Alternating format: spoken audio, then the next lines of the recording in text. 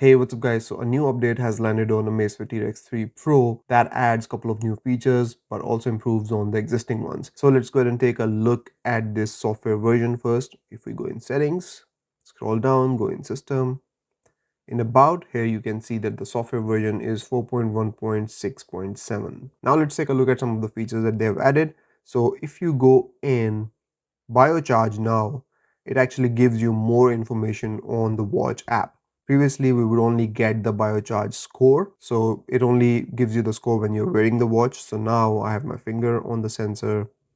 It should give me a score. So that's the score, but if you scroll up, now it also gives you the wake biocharge. So your biocharge level when you wake up in the morning, it also gives you that. Then another feature that they've added here is the daily events. So if you wear the watch throughout the day, as you work out or you have any training sessions or anything like that, those events will appear here. And it also shows you how those events have affected the biocharge score throughout the day. Another feature they have added is the waiting for descent page in recreational diving. So if we go in settings, go in workout, and here go in recreational diving, you can then start the activity, and now you can tap on go, and here it's positioning in progress, so it's connecting to GPS. But if we select go, so it does not start the activity straight away like before. Now it gives you this screen before you descend and start your activity. They've also improved the initialization screen in the maps and enhanced the experience of automatic reroute planning after deviation during your route navigation.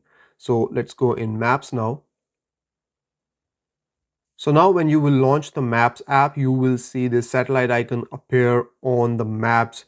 Before, you would get an icon at the top that would, showcase that the watch is trying to connect to GPS. Now you get this satellite icon. And the other feature is enhanced automatic route replanning. So if you are on a route and you deviate from it, the reroute planning would be much faster, I guess. The raise wrist to wake feature has also been improved on the watch. Previously, if you set the sensitivity to standard, it wouldn't work as well, so I set it to sensitive. But now I see that if you just make a slight raising the watch movement, the screen turns on.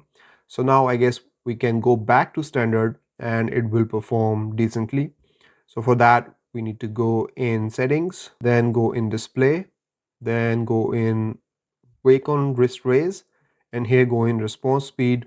So from sensitive, we can now set it to standard. So hopefully this motion will now be detected by the watch even at the standard response speed, and the display will turn on. Next, they have also improved the music app. So if you make the volume 0 on the app, the music playback will pause automatically.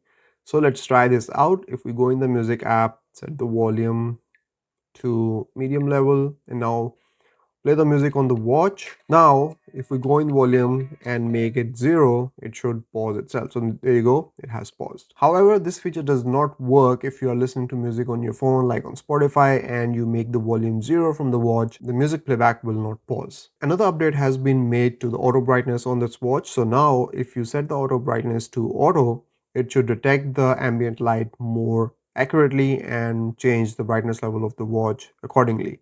So let's try this out. Oh, there you go. It has darkened the display. And now if I remove my hand, it comes back up. So it definitely seems more sensitive than before. And then some other things that they've added is increased accuracy of real-time physical fitness status values during activities. They have fixed system crashes in special scenarios, which we don't know about. And they have fixed some other known issues with this watch. So that's about it from this video, guys. I'll see you in the next one. Till then, take care. Bye-bye.